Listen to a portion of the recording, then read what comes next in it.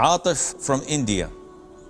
Assalamu alaikum, Sheikh. Alaykum salam wa rahmatullah. Sheikh, I have two questions. You can ask only one. If Allah doesn't have any gender, then why do we refer Allah subhanahu wa ta'ala as him or her? Why do we refer to Allah Azza wa Jal as what? Why do we refer Allah subhanahu wa ta'ala as him or he? First of all, the Allah Azza wa Jal does not have a gender. And the angels do not have a gender.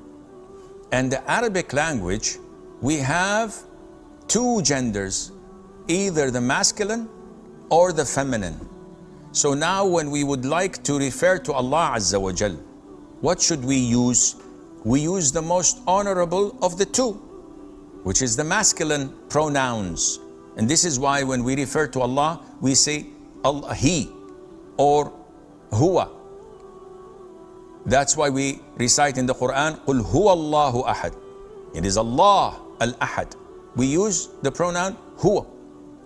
So this is due to the fact that in Arabic we have only two pronouns. What would we use to refer to Allah?